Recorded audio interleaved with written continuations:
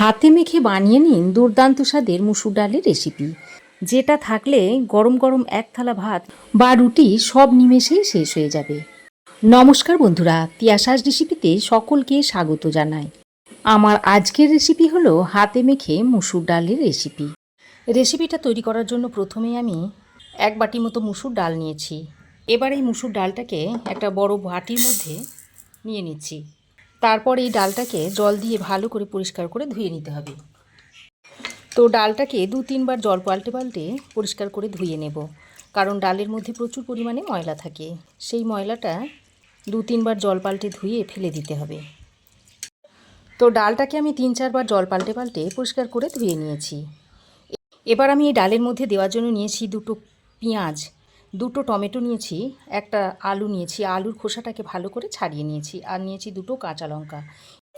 প্রথমে আমি আলুটাকে কেটে নিচ্ছি। আলুটাকে এইভাবে সরু সরু করে কেটে নিতে হবে। আলু ভাজার আলু যেমন কাটে ঠিক সেইভাবে আলুটাকে কেটে নেব। তো প্রথমে আলুটাকে স্লাইস করে কেটে নিয়েছি। তারপর এইভাবে একসঙ্গে করে এরকম লম্বা লম্বা করে কেটে নেব আলুটাকে।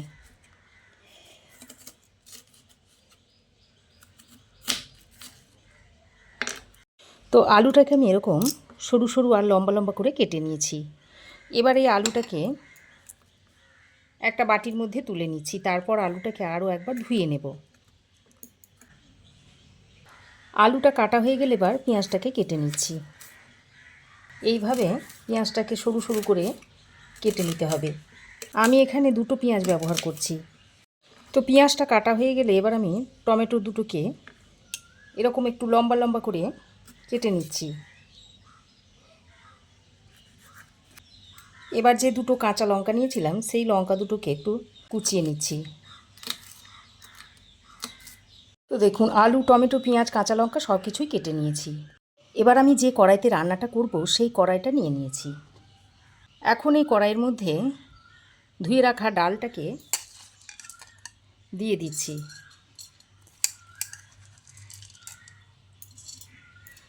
সব ডালটাকে কড়াইয়ের মধ্যে দিয়ে দিতে হবে।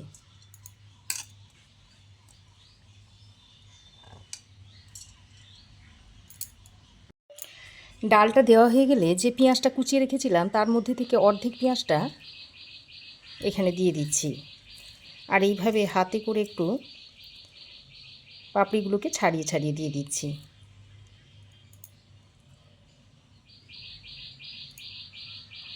পেঁয়াজটা দেবার পর যে আলুটা কেটে ধুয়ে রেখেছিলাম সেই আলুটাকে দিয়ে দিচ্ছি।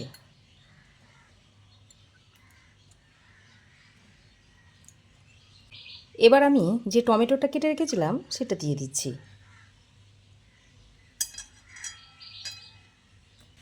সঙ্গে 3টে কাঁচা পাকা লঙ্কাও দিয়ে দিচ্ছি। এবার আমি এর মধ্যে স্বাদ মতো নুন দিয়ে দিচ্ছি। দিয়ে দিচ্ছি একটু হলুদের গুঁড়ো, আর দিয়ে দিচ্ছি একটু কাশ্মীরি লঙ্কার গুঁড়ো। এবার আমি এর মধ্যে 2 চামচ পরিমাণ সর্ষের তেল দিয়ে দিচ্ছি। তো সব কিছু দেওয়ার পর এবার আমি একসঙ্গে ডাল, আলু, পেঁয়াজ, টমেটো সব একসঙ্গে করে ভালো করে মিশিয়ে নিচ্ছি। আর একটু এইভাবে হাতের সাহায্যে চেপে চেপে মিশিয়ে নিতে হবে, তাহলে টমেটোটা গলে যাবে, আর যত ভালোভাবে মাখা হবে ডালের টেস্ট কিন্তু ততই বাড়বে।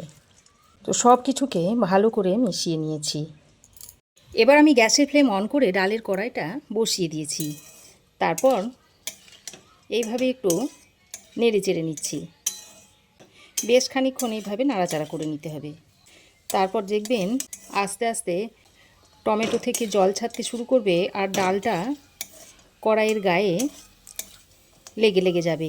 ঠিক তখন জানবেন যে ডালটা ভালোভাবে কষানো হয়ে গেছে, আর সেই পর্যায়ে জলটাকে দিয়ে দিতে হবে।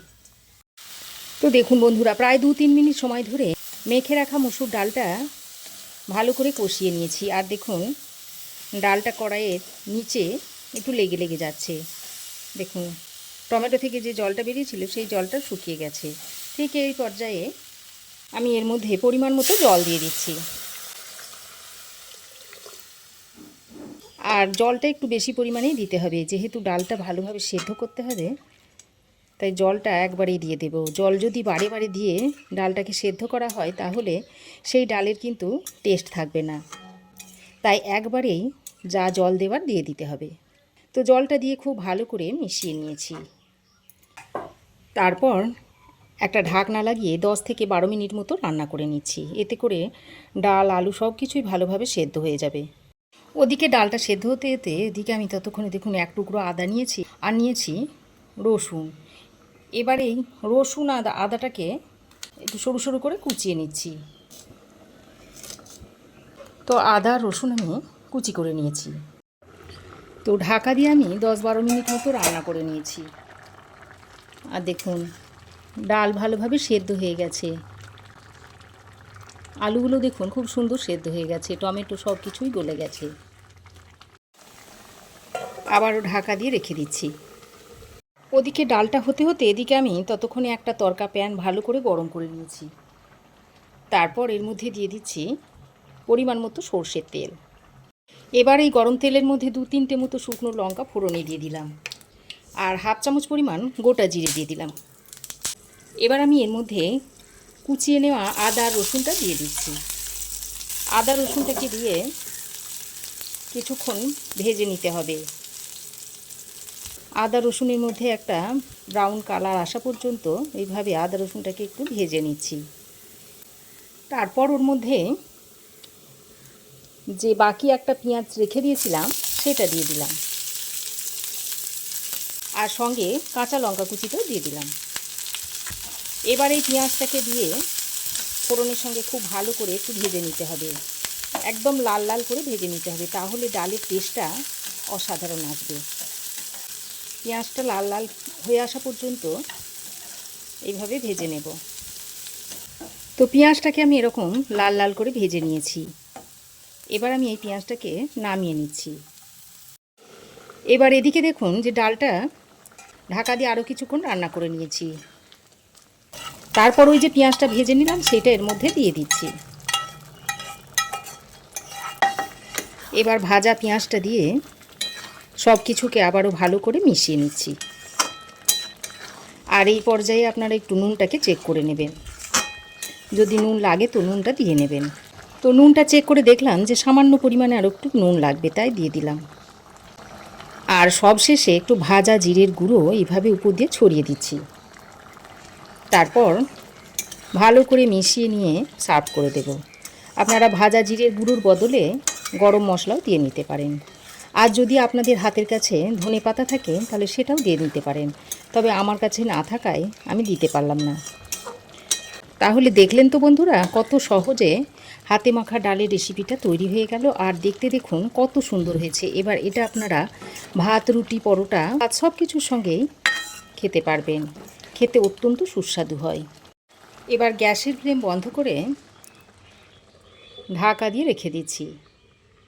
তারপর কিছুক্ষণ স্ট্যান্ডিং টাইমে রাখার পর হাতে মাখা মুসুর ডালটা একটা বাটির মধ্যে সার্ভ করে দিচ্ছি। খুবই কম সময়ের মধ্যে তৈরি করে নেওয়া যায়। কোথাও থেকে ঘুরে আসার পর যখন রান্না করতে ভালো লাগে না, তখন এইভাবে এইরকম একটা ডাল তৈরি করে গরম ভাতের সঙ্গে বা রুটির সঙ্গে খেতে পারবেন। খুবই সুস্বাদু একটা রেসিপি। তাহলে বন্ধুরা আমার এই হাতে মেখে মুসুর ডালের রেসিপি আপনাদের কেমন লাগলো অবশ্যই একটা কমেন্ট করে জানাবেন। ভালো লাগলে একটা লাইক ও শেয়ার করবেন। পাশে থাকা বেল আইকনটাও অবশ্যই প্রেস করে দেবেন। আর আমার চ্যানেলে যদি নতুন হয়ে থাকেন তো প্লিজ চ্যানেলটাকে সাবস্ক্রাইব করার অনুরোধ রইল। আজ এই পর্যন্তই।